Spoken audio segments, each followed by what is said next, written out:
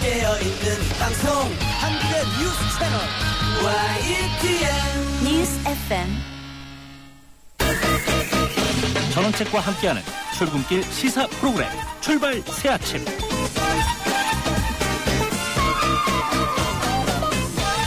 예, 전식의 출발 새아침 3부 시작합니다. 광고 하나만 듣겠습니다.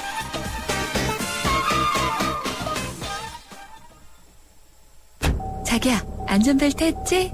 아들, 급하다고 너무 밟지 말고. 너 회식 끝나면 꼭 대리 불러라. 아빠, 운전 조심히 다녀오세요. 늘 당신의 안전을 걱정해주는 사람들. 그 마음 하이카에 담아. 하이카. 마음이 합니다. 현대해상.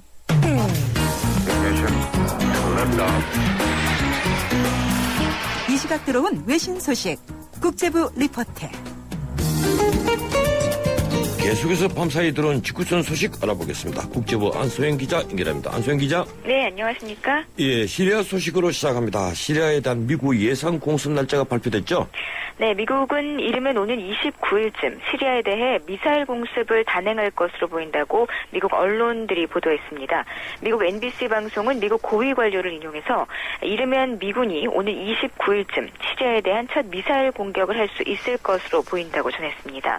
이 관리는 공습은 제한된 지역에 사흘에 걸쳐 단행될 것이며 아사드 정권의 군사력을 악화시키려는 의도가 아니라 화학무기를 사용하지 못하도록 메시지를 전달하는 것이라고 설명했습니다. 로이터 통신도 반군 연합체인 시리아 국민연합과 서방 대표단의 회동에 참여했다는 소식통을 인용해서 서방이 며칠 내로 공격에 나선다는 말을 전해들었다고 보도했습니다. 영국 파이낸스 타임즈도 역시 미국 당국자들을 인용해서 미국이 나토 동맹국들과 함께 이르면 29일이나 30일 시리아 공습에 나설 가능성이 있다고 보도했습니다. 예, 시리아 사태로 어젯밤 유럽과 뉴욕 증시가 급락을 했는데 오늘 아시아 증시에도 영향을 미칠 것 같습니다. 어떻습니까? 예, 그렇습니다. 국제금융시장이 시리아 사태로 요동쳤습니다. 뉴욕 증시의 다우지수는 1.14%가 급락한 14,776포인트로 거래를 마쳤고요. 이 때문에 지난 6월 20일 이후에 두 달 만에 최저를 기록했습니다. 나스닥 지수도 올 들어 가장 큰 하락폭인 79포인트, 2.16%나 급락했고요. 스탠다드 앤 프러스 500 지수도 1.59%가 하락했습니다. 영국 런던 증시의 파이낸셜 타임스 지수는 0.79% 하락했고요. 독일 프랑크푸르트 증시의 닥스 30 지수도 2.28%, 프랑스 파리 증시의 까크 40 지수는 2.42%나 급락했습니다. 예, 로버트 킹 미국 국무부 북한인권 특사가 북한에 억류되어 있는 한국계 미국인 케네스 배 씨의 석방을 위해서 북한을 방문한다고 하죠? 예, 로버트 킹 미국 국무부 북한 인권특사가 이번 주 북한에 억류되어 있는 케네스 배, 한국 이름 배준호 씨의 석방을 위해서 북한을 방문한다고 미국 국무부가 공식 밝혔습니다. 국무부는 마리아프 부대변인 명의의 보도자료에서 일본 도쿄를 방문 중인 킹 특사가 30일 북한으로 가서 31일 되돌아올 예정이라고 설명했습니다. 이에 따라 지난해 11월 3일 북한 당국에 체포됐던 배 씨가 10개월 만에 석방될 가능성이 큰 것으로 예상이 되는데요. 킹 특사는 북한 당국에 인도적 차원에서 배 씨의 사면과 석방을 요구할 방침인 것으로 알려졌습니다. 미국 관리가 북한을 공식 방문하는 것은 2년 만에 이뤄지는 일입니다. 지난해 11월 함경북도 나진을 통해서 북한에 들어갔다가 억류된 배 씨는 올해 4월 말에 반공화국 적대 범죄 행위를 이유로 15년의 노동교화형을 선고받고 북한 내 교도소에서 수용 생활을 하고 있습니다. 예, 다음 소식 알아보죠. 중국에서 끔찍한 범죄가 발생했다면서요? 네, 중국에서 6살 남자 어린이를 납치해서 두 눈을 적출하는 끔찍한 범죄가 발생했습니다. 당국은 장기 밀매 조직의 소용일 가능성이 큰 것으로 보고 수사에 나섰는데요. 6살 어린이가 혼자 놀러 나갔다가 집 근처 들판에 쓰러진 채 발견이 됐습니다. 당시 빈빈군은 약물에 취해서 몽롱한 상태였고요. 두 눈이 이미 적출된 상태였습니다. 장기 밀매 조직이 이식 수술용 각막을 마련하기 위해서 아이를 납치한 뒤에 두 눈을 적출해간 것으로 당국이 추정하고 있습니다. 어린이를 상대로 한 잔인한 범죄에 중국인들의 분노가 커지고 있는 가운데 중국 당국은 장기 밀매 조직을 중심으로 범인 검거에 총력을 기울이고 있습니다. 지금까지 국제부에서 전해드렸습니다. 고맙습니다. 안소영 기자였습니다.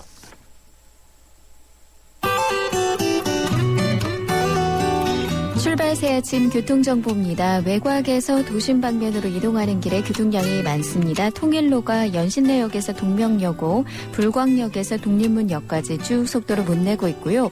연서로도 연신내역에서 영말 사거리까지는 시속 20km 미만으로 지나고 있습니다. 도봉로가 미아 사거리에서 기름역 구간이 밀리고요. 이후로 동소문로가 동선일동 사무소에서 회화동 교차로까지 속도 내기 어렵습니다. 종로는 도심 쪽으로 용두동 사거리에서 동미암역 지나기 어렵고요. 신촌로가 청천 3거리에서 이대역, 아현 웨딩타운에서 굴레방다리 지나기도 어렵고요.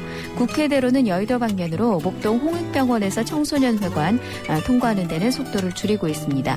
그 밖에 남태령로가 남태령국에서 사당역, 이수역에서 경문고등학교까지 속도를 못 내고 있습니다. 지금까지 출발 새 아침 교통정보 유보연이었습니다.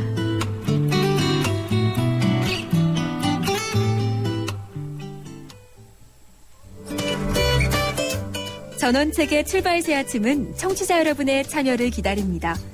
50원의 유료 문자 샵 0945로 문자 보내주시면 되고요. 골뱅이 YTN 날스타트 트위터로도 참여 가능합니다. 좋은 의견 많이 남겨주세요.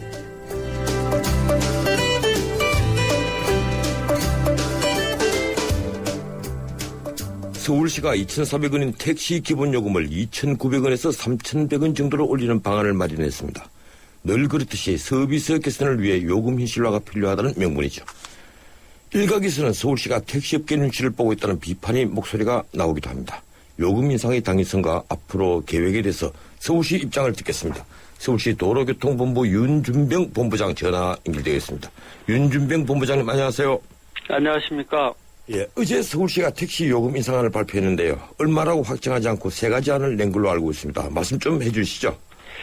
예, 일단 저희들이 기본 요금 자체만 변경하는 게 아니고 요금과 영향을 줄 수 있는 정책 대안도 같이 이번에 조정을 하기 때문에 그런 정책 대안에 따라서 요금 인하 효과들이 발생할 수 있습니다. 그래서 요금 대안을 저희들이 세 가지로 제시를 했는데요. 예. 하나는 시계 할증을 부활하면서 심야 시간 조정이 없게 되면 기본 요금을 3,000원으로 올리는 안을 저희들이 기본안으로 책정을 했고요. 시계 할증을 하면서 심야 시간을 12시에서 11시로 이렇게 조정을 할 경우에는 기본 요금을 2,900원, 시계 할증이나 또는 심야 시간 조정 없이 현행대로 유지하면 3,100원 정도의 기본 요금 인상이 필요하다 이렇게 판단해서 정책 대안을 2개 추가했습니다.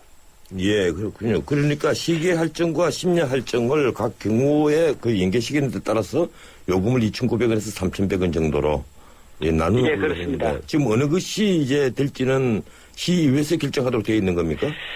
일단 세 개 대안에 대해서 시의회 의원님들의 의견들도 청취하고 또 예. 물가대책 심의를 거치면서 또 필요하면 공청회 등을 통해서 합리적인 대안을 찾아볼 계획이고요. 그런 일련의 과정을 최종적으로 거친 다음에 확정할 예정입니다. 그러니까 이번에 거리에 따라서 요금이 오르는 거리 요금제는 이제 변동이 없고 다만 시계 할증은 없었는데 생길 가능성이 있고 그리고 심야 할증은 11시로 당길 가능성이 있고 이게 둘 다 생기게 되면 2,900원 정도고 예, 그렇지 않은 경우에는 3,000원, 3,100원 할 수 있다. 이런 말씀이시죠? 예, 그렇습니다. 이번에 예. 우리 시민들께서 이용하실 때 가장 불편을 많이 느끼시는 부분들이 승차 거부에 관련된 민원이기 때문에 예. 특히 단거리 승차 거부에 대해서 상당히 많은 고통을 안고 계십니다. 그래서 이번에 요금 내용에는 시간 병산이나 거리 병산과 관련된 추가되는 요금에 대해서는 조정을 하지 않고 기본 요금만 조정해서 단거리 승차 거부 현상이 완화될 수 있는 요금 정책을 좀 반영했습니다. 예, 그런데 산출된 이제 인상 금액 500원에서 한 700원 가량 되는데요. 이건 어떤 경위로 산출하신 겁니까? 네, 이번에 저희들이 이제 요금 원가를 꼼꼼히 따져봤는데요. 예. 요금 조정이 2009년도에 이루어졌습니다. 그래서 이번에 요금 조정이 되게 되면 한 4년 2개월 만에 이루어지는 셈인데요. 그동안에 유류비가 한 40%가 인상이 됐습니다. 그리고 최근에 임단협을 통해서 운수종사자의 처우 개선들을 이렇게 담았는데 거기에 운수종사자의 봉급이 임금이 기본급이 23만 원에서 한 27만 원 정도 이렇게 인상되는 이런 결과를 이렇게 도출해냈습니다. 예. 그런 내용을 담게 되면 운송 원가가 한 32만 1,407원 정도 됩니다. 예. 그런데 비해서 현행 요금 체계로 계산한 운송 수익금은 28만 7,364원 돼서 예. 지금 갭이 3만 한 4천 원 정도가 발생하고 있습니다. 그래서 이 내용들이 계속 지속되면 택시업계의 경영난이 심각해질 우려가 있기 때문에 그 부분을 보완하기 위해서 이번에 요금 조정을 하게 됐습니다. 예, 그렇군요. 그런데 지금 심야 할증한다는 것은 심야 할증을 이제 변동한다는 것은 12시로 돼가 있는 것을 지난번에 저희들과 인터뷰한 것처럼 11시로 앞당기는 그 방안을 말씀하시는 거죠? 그렇습니다. 예, 그 대안들도 예전에 이제 여론과 관련된 설문조사가 문제가 있는 거 아니냐는 지적도 계셨는데, 예. 그리고 또 이게 요금을 편법으로 인상하는 꼼수가 아니냐는 지적도 일부 제기되셨어요. 예. 근데 이 부분은 그런 정책 대안들이 뭐 여러 가지 이제 조합이 이루어질 수 있습니다만은 심야 요금 시간대 조정 문제는 이제 심야의 수급 불균형을 좀 완화시키고자 해서 저희들이 검토된 대안인데 또 그 내용이 조정이 되면 요금 인하율이 있기 때문에 전체적인 요금 틀 속에서 정책 대안 하나로서 이렇게 선택이 가능하고 검토가 가능하도록 해서 선택 여부에 대해서는 최종적인 여론이라든지 또는 전문가의 의견, 의회의 의견, 또 물가대책 심의 등을 거쳐서 최종 판단할 계획입니다. 예, 이렇게 되면 다른 지역 택시 요금보다 조금 더 비싸지 않습니까? 현재도 다른 지역 요금보다 한 200원 정도 지금 비싼 수준입니다. 타 예. 지역은 당초에 2,200원이었었거든요. 서울하고 예. 같이 조정할 때 저희는 2,400원이어서 서울의 여러 가지 생활 여건들이 좀 높기 때문에 한 200원 정도 높은 걸로 이렇게 책정이 돼 있었고요. 이번에 이제 요금 조정을 하게 되면 다른 지역에 대해서는 이미 2,200원에서 2,800원으로 600원이 인상됐습니다만은 저희들도 이제 하게 되면 중간 지점에 한 600원 되지 않습니까? 예. 그리고 600원 되면 2,400원에서 이제 3,000원 수준이 되는 것인데 같은 600원이라 하더라도 저희들은 운수종사의 처우 개선 비용을 상당 부분 반영을 했고 또 인상률 자체도 같은 600원이지만 타 자치단체의 경우에는 한 16% 수준이 됩니다. 반면에 저희는 한 10.5% 수준이 되거든요. 그래서 전체적인 틀은 같은 600원이지만 인상률을 낮추면서 대신에 운수종사자의 처우 개선과 관련된 여러 가지 노력들을 반영해서 그 결과를 담은 내용이다 이렇게 이해를 해주시면 좋을 것 같습니다. 예, 문제는 지금 이제 물가가 오르고 있는 건데요. 특히 공공요금이 이제 줄줄이 오르고 이 택시만 하더라도 우리는 대중교통에 가까운 이제 교통 수단이기 때문에 이 서민들에게 부담이 이제 커진다는 겁니다. 이 시민들 반응 들어보셨습니까? 예, 뭐 지금 여러 가지 우려의 목소리도 많다는 점을 저희들이 알고 있습니다.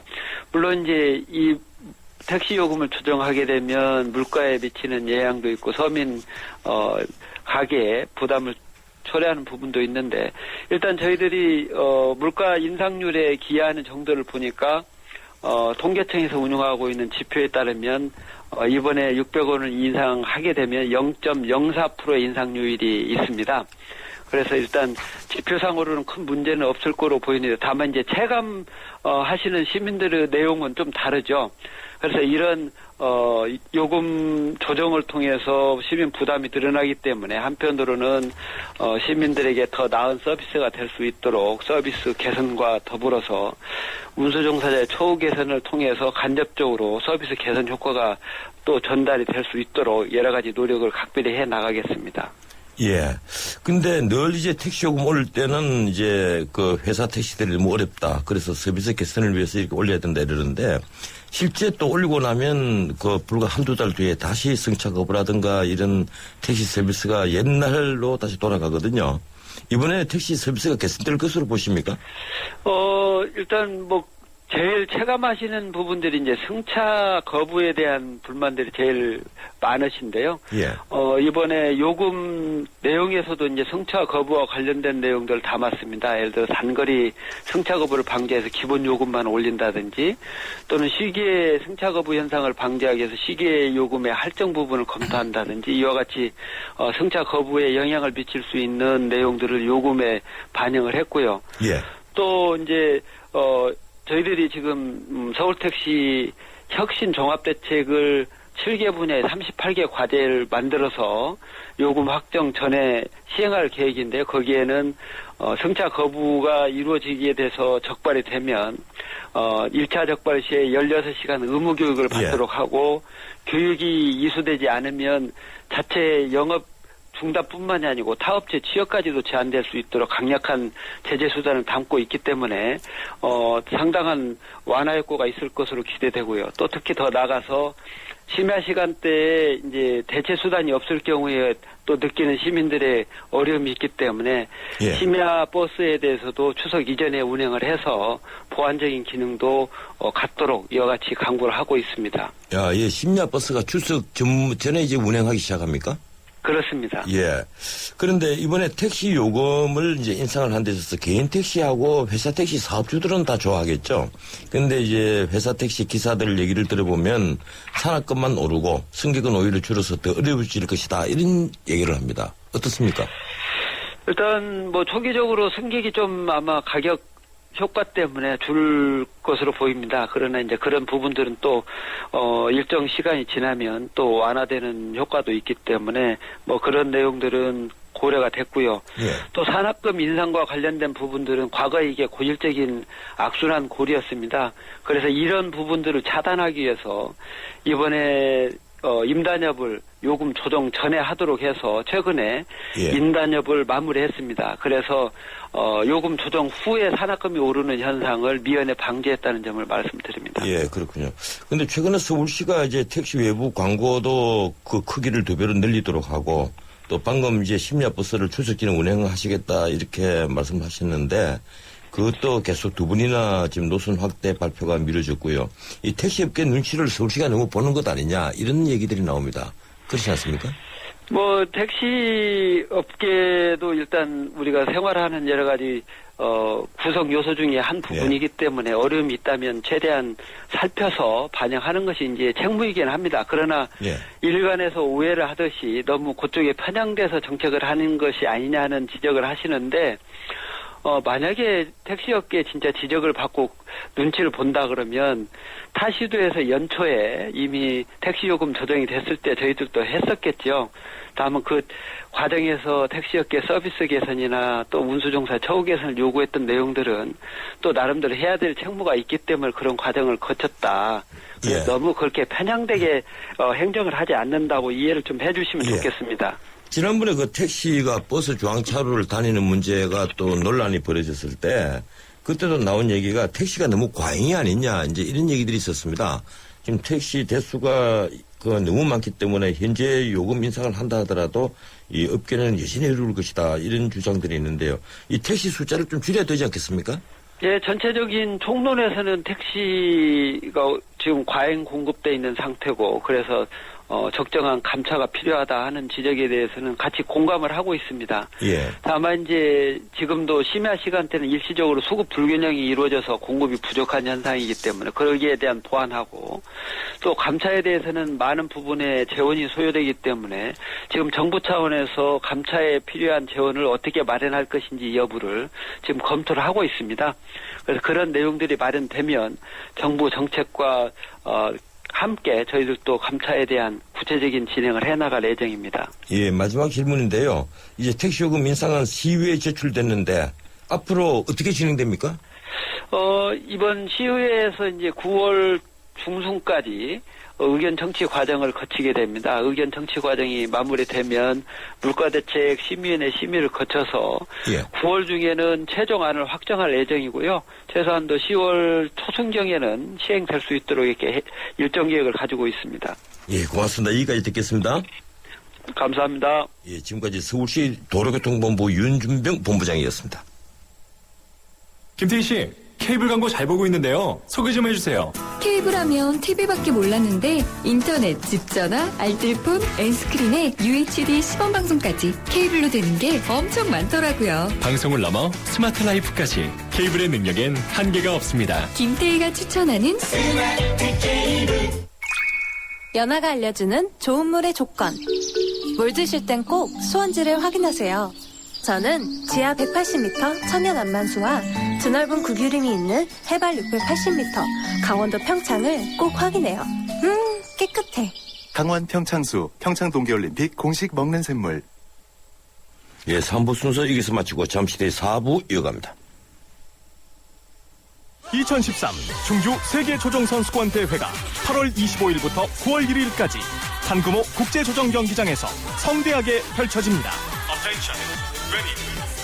한겨라 내 천국! 생명과 태양의 땅 충북, 대한민국 중심고을 충주, 천혜의 자연경관을 배경으로 펼쳐지는 인류화합의 대제전. 지구촌 젊은이들의 도전과 열정, 그리고 화합.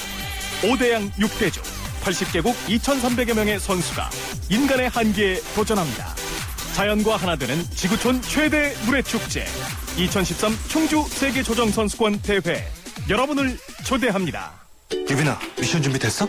강수 오라버니, 우리 꼭 해결해요. 저기 문 열고 냉방하는 가게가 있네? 문 열고 냉방, 아우! 전력 피크 시간 2시에서 5시. 에어컨도 쉬게 해주세요. 에치? 왜 여기 사무실 사람들은 춥게 해놓고 긴팔을 입고 있대요? 답답한 옷차림 아웃! 여름철 26도를 꼭 지켜주세요. 이 집은 TV를 켜놓고 딴짓을 하고 있네? 무심한 전기 사용, 아웃! 한 사람 100와트 절약하기 운동 모르세요? 미션 성공! 전기, 만들긴 어려워도 아끼기는 참 쉽구만요. 이 캠페인은 산업통상자원부와 한국석유공사, 에너지관리공단이 함께합니다. 살아있는 녀석, 깨어있는 방송, 유사파 하나요. 예, 지능세계 출발사침 4부 순서 시작합니다. 잠시 지나는 말씀 듣습니다. LTE의 세상 충분히 빠르다고 합니다. 충분하다는 것은 그 이상을 만나지 못했기 때문. 그래서 시작합니다. 2배 더 빠르고 2배 더 즐거운 새로운 세상. SK텔레콤은 이것을 LTE라 부릅니다. 아무나 가질 수 없는 속도 LTE. SK텔레콤. SK이노베이션의 전공은 묻는 겁니다. 석유 안 나면 석유 수출 못해? 자원 없으면 자원 강국 안 돼? 이 질문에서 53조 수출과 16개국 자원 개발이 시작됐죠. 물음이 있는 곳에 이노베이션이 있다. SK이노베이션.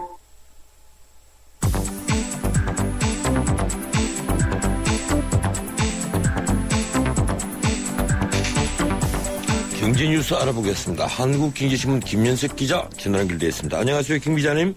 네, 안녕하십니까. 예, 어젯밤 미국 증시 소식부터 좀 알아보겠는데요. 많이 내렸죠? 예, 어제 잠깐 전해드렸듯이 그 시리아 정부의 그 화학무기 사용과 관련해서요, 미국의 군사 개입이 초일기에 들어간 것으로 알려지면서 국제 금융시장이 어제 요동을 쳤습니다.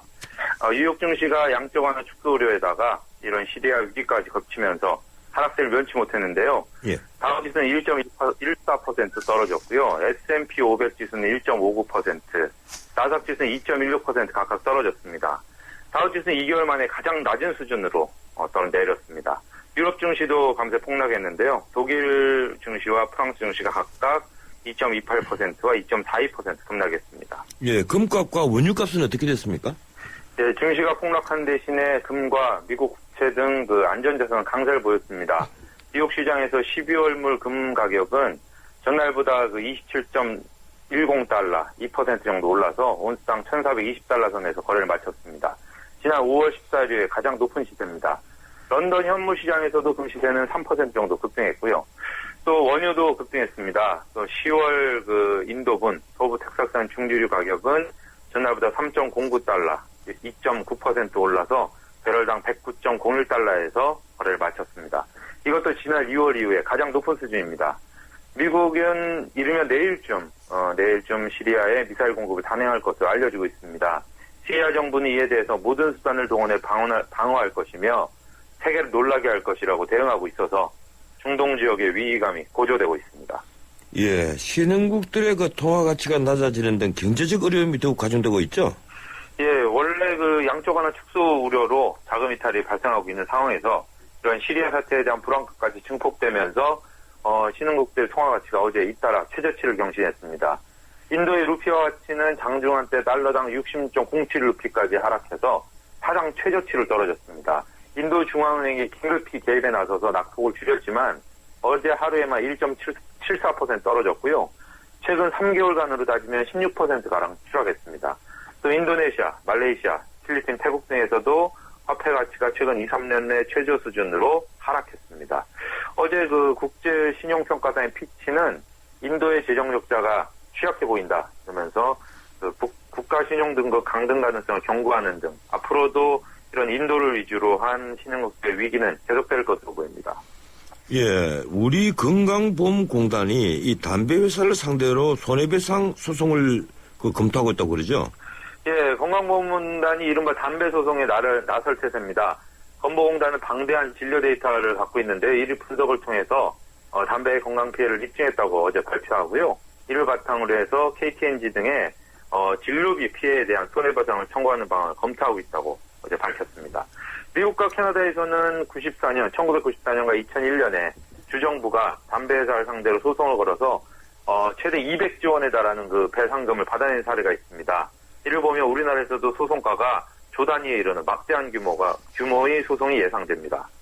예, 미국에서도 이게 인과관계가 법정에서 증명이 되지는 않았는데 갑작스럽게 우리 건보공단이 소송을 하겠다고 나선 근거는 뭡니까? 예, 우리나라 건보공단은 우리나라의 그 독점적인 어떤 진료 기록을 갖고 있죠. 그래서 지난 19년간에 발생한 그 국내인 그 114만 명의 암 환자를 흡연자군과 비흡연자군을 나눠서 살펴보니까 흡연자군의 암 발생 비율이 훨씬 높은 것으로 나타났습니다. 후두암의 경우에는 대여섯 배나 높았고요. 남성은 폐암이 4.6배, 여성은 췌장암이 3.6배까지 증가한 것으로 분석됐습니다. 이런 담배 회사에다가 책임을 물을 수 있는 기초적인 사실관계가 확인된 겁니다. 앞서 지난 1999년에 암 환자와 가족 31명이 KTNG를 상대로 제기한 소송에서는 연구자료 부족 등을 이유로 2심까지 패소했습니다. 하지만 이번에 방대한 진료 기록 분석을 갖고 있는 이 건강보험공단이 소송에 나설 경우에 결과가 달라질 수 있다, 이런 예측이 나오고 있습니다. 예, 앞으로 또 법조인들 간에 이 논쟁이 치열해지겠군요. 신용카드사 부가 혜택을 마음대로 못 줄이게 됐군요. 예, 이르면 올해 말부터 신용카드사들이 그 마일리지나 포인트, 할인 혜택 등 부가 혜택을 마음대로 줄일 수 없게 됩니다. 그동안 카드사들은 부가 혜택이 잔뜩 담긴 카드를 내놨다가 고객들이 어느 정도 들어오고 나면 슬그머니를 줄여왔는데요. 금융위원회가 이 같은 부가 혜택 의무 유지 기간을 기존의 1년에서 3년 이상으로 늘리는 방안을 추진하기로 했습니다. 현행 그 카드 감독 규정은 카드가 출시된 이후에 1년 이상만 부가 혜택을 유지하도록 하고 있습니다. 그러나 카드사가 수익성 유지가 어렵다고 이렇게 그 건의하거나 판단을 하면 6개월 전에도 고객에게 알리고 바뀔 수가 있습니다. 예, 대체 휴일제 그동안 재개에 반발이 심했는데 결국 오늘 10월부터 시행하게 됐죠? 예, 안전행정부가 설과 추석, 어린이날 이 세 개의 공휴일에 대해서 공휴일과 겹치면 휴일 뒤에 첫 번째 평일에 하루를 더 쉬는 그 대체휴일제 도입안을 어제 입법 예고했습니다. 우선은 그 관공서에 대한 대체휴일제만 도입했는데요. 상당수 민간인 기업이 이를 따를 수밖에 없을 것으로 보여서 확대될 것으로 보입니다. 이번 안이 확정되면 내년 추석에 처음으로 적용하게 됩니다. 우선 이번 추석이나 내년 설, 어린이날은 우선 평일이기 때문에 해당이 없어서죠. 내년 9월 8일인 추석 연휴의 첫날이 7일 일요일과 겹쳐서 대신 10일 휴일을 쉬게 돼서 연휴는 닷새로 늘어나게 됩니다. 안행부는 이런 대체휴일제를 도입하면 앞으로 10년간 열하루, 연평균 1.11 공휴일이 늘어난다고 밝히고 있습니다. 예, 고맙습니다. 여기까지 듣도록 하겠습니다. 네, 고맙습니다. 지금까지 한국经济신문 김윤석 기자였습니다. 뉴스의 체감 온도를 높여드립니다. 전원책의 출발 새 아침.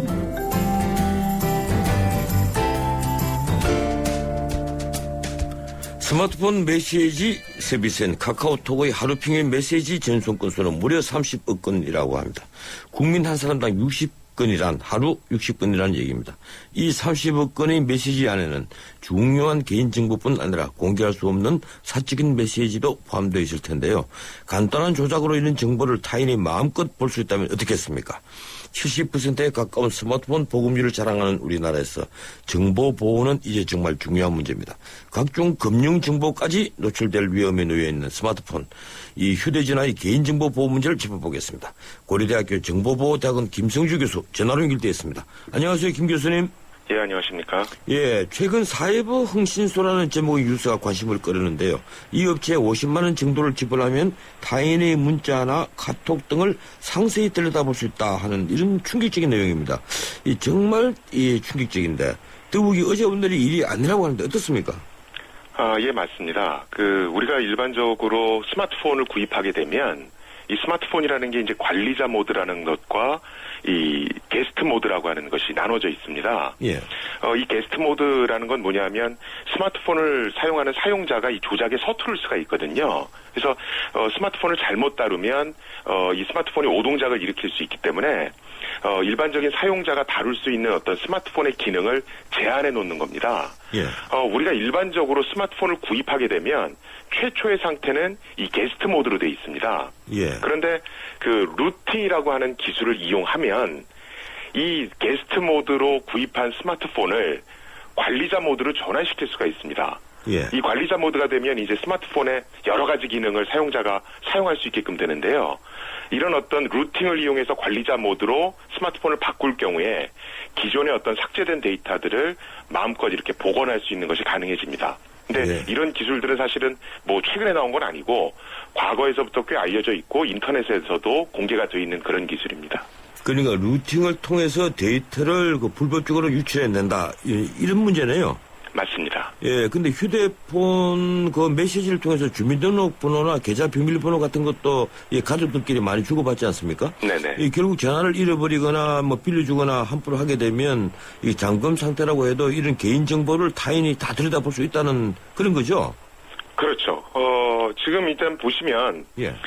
우리가 이제 스마트폰에 어떤 비밀번호를 설정해놨다 하더라도, 예. 우리가 어떤 사진이라든가 이런 개인정보를 마이크로 SD 카드라고 외장 메모리가 있습니다. 예.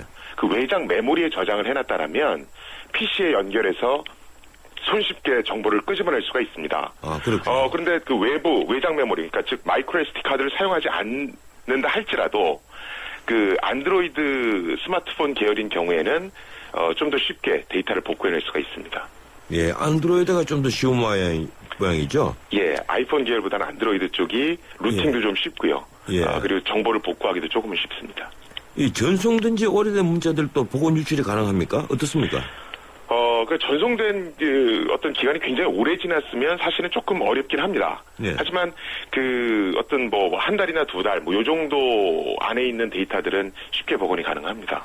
예, 방금 안드로이드 폰이 좀 더 위험하다 이렇게 얘기를 했는데 네. 이 운영 체제나 이런 것 때문입니까? 예, 일단은 어떤 OS 그러니까 운영 체제라고 말씀하시는 그것을 이제 아이폰 계열을 썼느냐 안드로이드 계열을 썼느냐에 따라서도 좀 난이도가 달라지고요. 또 스마트폰 제조사가 어디냐에 따라서도 조금씩 달라집니다. 예, 그러니까 같은 안드로이드 체제라도 삼성에서 만든 것하고 예컨대 LG에서 만든 것하고 다를 수가 있다 이런 얘기죠? 조금 다를 수 있습니다. 또 국내에서 만든 거와 또 외국에서 만든 것도 조금 다르고요. 예, 그럼 교수님께서 그걸 분석을 해서 각 기기별로 정보 유출 위험성을 좀 소비자들에게 제시하는 건 어떻습니까? 사실은 그게 이제 하나로 딱 정해져서 표로 안 만들어졌을 뿐이지 사실은 어떤 인터넷이나 이런 데 기술 문서, 관련 기술 문서들은 사실은 상당수 오픈이 돼 있습니다. 아, 예, 그렇군요. 네네. 이 휴대전화 기기가 없어도 모바일 웹 등 이 휴대전화 네트워크를 사용 기록을 통해서 개인정보나 금융정보를 유출할 수가 있습니까? 지금 사실 스마트폰 관련한 어떤 개인정보 유출 문제는 많이 다뤄졌고요. 예. 스마트폰뿐만이 아니라 어떤 우리가 아이패드라든가 갤럭시 탭이라든가 하는 이런 노트패드 같은 것들 또는 어떤 와이파이를 이용한 노트북 어떤 이런 것들을 통해서도 충분히 개인정보가 유출될 수도 있고요. 사실은 이런 어떤 모바일 디바이스를 이용하면서 가장 조심하셔야 될 것 중에 하나가 우리가 이렇게 공공장소에 가면 일단 와이파이부터 켜지 않습니까? 예. 그 와이파이를 끼면 사용 가능한 어떤 그 무선 네트워크 리스트가 이렇게 쭉 뜹니다. 예. 그럼 많은 사용자분들이 그냥 그 리스트 뜬 것 중에서 아무거나 그냥 클릭을 해서 접속을 그냥 해버리시거든요. 예. 근데 요새 이제 해커들이 많이 하는 방법 중에 하나가 그 무선 공유기, 즉 와이파이 접속기를 자기가 몰래 설치해 놓습니다. 예. 그래서 그걸 공공장소에다 이제 설치해 놓는 거죠. 그랬을 때 사용자가 무심코 그 해커가 설치해 놓은 그 무선 공유기에 접속을 하면 그 무선 공유기를 통해서 사용자 정보를 탈취해 나가는 어떤 그런 경우도 많습니다. 예, 이제 노트북이나 휴대폰이나 이 와이파이 기능을 다들 많이들 이용을 하는데, 네. 그리고 그것이 자신의 정보를 빼앗길 수 있는, 그러나 통로를 열어주는 그런 셈이 되는군요. 그렇죠. 그래서 공공장소에서 사실은 아무 와이파이나 접속하시는 거는 굉장히 위험한 거라고 할 수 있겠습니다. 예. 이 현재 그 본인 전화일 때 휴대전화 데이터 복구 자체는 불법이 아니겠죠. 그런데 타인의 전화를 빌리거나 훔치거나 해서 자신의 명의로 등록한 후에 그 속에 정보를 이제 빼낼 수 있다는 건데, 이걸 막을 수 있는 어떤 법적인 보완책은 없습니까? 지금 사실은 저희가 이제 그 휴대폰을 분실하게 해야 되거나 이러면 예. 그 대부분의 휴대폰이 이제 중국으로 넘어갑니다. 예. 이 휴대폰이 중국으로 넘어가게 되면 이제 어떠냐면 이 휴대폰으로부터 일단 개인정보를 다 복구를 해냅니다. 그래서 이 개인정보를 가지고 1차적으로 팔아 넘기고요. 예. 그 다음에 이제 그 껍데기만 남은 그 스마트폰은 이제 중고시장에 돌려서 다시 파는 어떤 이런 2단계 구조를 가지고 있거든요. 그래서 어떤 이런 중국이나 어떤 외국으로 휴대폰이 밀수출되는 것부터 일단 막아야 되겠다라는 데 어떤 정부 당국이 공감대를 형성한 것 같습니다. 그래서 올 8월에 휴대전화 부정사용 피해 방지 종합 대책을 일단 마련한 걸로 제가 알고 있고요. 예. 그래서 그 휴대전화 밀수출 방지를 위해서 어떤 국세청과 협력해서 감시를 강화한다 뭐 이런 내용들이 들어가 있는 걸로 제가 알고 있습니다. 예, 가장 좋은 방법은 휴대폰을 분실했을 때 이 소유자가 신호를 보내면 휴대폰 안에 있는 내장 기기가 파괴될 수 있는 어떤 그런 장치를 마련하면 좋겠는데, 그건 조금 이제 이 개발사가 힘이 드는 문제겠죠. 그렇죠. 그런데 지금 미국을 중심으로 그렇게 해야 된다라는 게 지금 법제화되고 있고요. 예. 우리나라도 그렇게 하려고 하는 걸로 알고 있습니다. 우리가 이제 킬 스위치라고 얘기하는 건데요. 예. 그래서 사용자가 분실을 했을 때 어떤 통신사에 연락을 하거나 아니면 자기가 어떤 인터넷 접속해서 어떤 특정 버튼을 누르면 그 자기 휴대폰에 있는 내용들이 다 삭제되는 어떤 그런 기능을 의무적으로 탑재토록 제도화하려고 하는 걸로 제가 알고 있습니다. 예. 근데 물론 뭐 그게 빨리 되면 좋겠는데, 그렇지 않더라도 이 통신사나 제조사 혹은 메시지 회사 이런 데서 그 정보 보호 공지를 좀 더 상세하게 소비자들에게 해줘야 되는 것 아닙니까? 좀 그럴 필요가 있습니다. 지금 사실은 가장 좀 문제되는 것 중에 하나가 스마트폰이라고 하는 건 휴대전화 안에 어떤 컴퓨터가 들어가 있는 거거든요. 예. 그런데 우리가 데스크탑 PC, 그러니까 일반 컴퓨터를 쓰는 사용자의 어떤 연령층보다는 스마트폰을 쓰는 사용자의 연령층이 훨씬 다양합니다. 예. 그래서 이런 어떤 그 정보보호 관련한 기능들을 좀 사용자가 쉽게 쓸 수 있도록 좀 해주는 게 필요한데, 사실은 우리가 스마트폰에서 개인정보 보호 기능이 어디 있는지 찾기도 사실 굉장히 힘들거든요. 그래서 그런 부분들을 조금 개선해 줄 필요는 있습니다. 예, 스마트폰의 개인정보를 보호하기 위한 어떤 입법 제안을 그 시민단체들이 청원을 하는 건 어떻습니까? 그런 지금 노력들은 하고 있습니까? 지금 사실은 시민단체가 강력하게 움직이는 그런 건 좀 없는 것 같고요. 예. 외국 같은 경우에는, 어떤 시민단체에서, 뭐, 안전도를 비교했더니 어떻더라. 또 어떤 새로운 기능을, 스마트폰 제조회사 또는 통신사에서 이거 하려고 그러는데, 이건 뭐, 개인정보 유출, 어떤 위험이 있으니까 쓰지 말라 그랬더라. 뭐, 이런 어떤 일들을 많이 합니다. 근데 국내의 경우에는 조금 그런 노력은 좀 없는 것 같습니다. 예. 개인의 휴대전화에서 그 불필요한 데이터를 완전히 삭제할 방법 가장 좋은 게 어떤 게 있습니까? 일단은 완전히 삭제한다는 건 사실은 조금 어렵고요. 예. 지금 현 시점으로 가장 좋은 것은 스마트폰 보시면 그 초기화 기능이라는 게 있습니다. 예. 우리가 공장 초기화라고도 얘기하는데요. 예, 있죠. 예, 스마트폰을 버린다거나 다른 사람한테 넘길 때는 반드시 공장 초기화 기능을 누르시는 게 좋습니다. 예. 그래서 요걸 선택하면 스마트폰에 있는 내용들이 어느 정도는 삭제되는 그런 효과가 있습니다. 예. 이 개인이 이제 쉽게 접근하기 어려운 기술적 부분이 있겠지만, 지금 방금 초기화만 해도 이제 정보 보호가 어느 정도 된다고 하는데, 또 다른 행동 지침들이 있으면 이 기회에 좀 말씀해 주시죠. 일단은 완벽하진 않지만 휴대전화에 비밀번호 설정을 해놓으시는 게 좋고요. 예. 그 다음에 두 번째는 여러 가지 어떤 그 개인정보 유출, 뭐 이런 것들이 요새 뭐로 어떤 걸 통해서 이루어지냐면, SMS 문자 메시지에 어떤 URL 링크를 삽입시켜서, 문자를 뿌립니다. 예. 사용자가 그 URL 링크를 클릭하면 악성 코드가 내 스마트폰에 설치돼서 개인정보를 유출하는 어떤 이런 유형이 많거든요. 예. 그래서, 어떤 출처가 불분명한 문자 메시지 또 URL은 클릭 안 하시는 게 좋을 것 같습니다. 예, 고맙습니다. 여기까지 듣도록 하겠습니다. 네, 감사합니다. 예, 지금까지 고려대 김성주 교수였습니다. 8월 뜨거운 여름 쉐보레 쿨한 혜택. 쉐보레 차량 구매 시 쿨하게 최대 150만 원 할인 혜택. 올란도 캡티바 트랙스 구매 시 쿨한 캠핑용 차량 그늘막 지원. 스파크 구매 시 최대 36개월 무이자 할부. 쉐보레 썸머 페스티벌. 전시장 및 홈페이지 참조. 8월 31일까지 스파크 S 제외. 엄마들은 수유 준비할 때마다 걱정이 많다. 물 온도, 수유 농도, 영양 걱정까지. 이젠 액상으로 된 배비언스로 바꾸세요. 체계적인 영양 설계는 기본. 한 병 한 병 무균 상태로 만들어져 뚜껑만 바꿔 끼면 수유 준비 끝. 대한민국 수유 상식을 바꾸다. 액상유아식 배비언스. 뜨거운 여름 더위에 지친 당신을 시원하게 해줄 짜릿한 한 모금. 당신의 하루를 상쾌함으로 가득 채울 바로 그것. 코카콜라 그것뿐. 언제나 변함없는 짜릿함으로 오늘도 코카콜라가 당신에게 행복을 드립니다. 지난 주말 전격 사퇴한 양건 전 감사원장이 이임사에서 한 말입니다. 감사원이 독립성을 저버린다면 영혼을 파는 일이다. 참 당연한 말을 할 땐 감사원이 독립성을 저버린 일이 많았기 때문일 겁니다. 그는 또 안팎의 영유와 외풍을 막기 위해 안간힘을 썼지만 역부족을 절감한다고 말했습니다. 명백히 영유와 외풍에 휘둘렸다는 말일 겁니다. 그는 이명박 대통령이 임명한 사람입니다. 그때 4대강 감사 결과와 지금 감사 결과가 다른 것은 감사원이 독립했기 때문입니까? 오늘은 여기까지입니다. 전원책의 출발사진 지금까지 진행의 김식 변호사였습니다. 내일 뵙죠. 고맙습니다.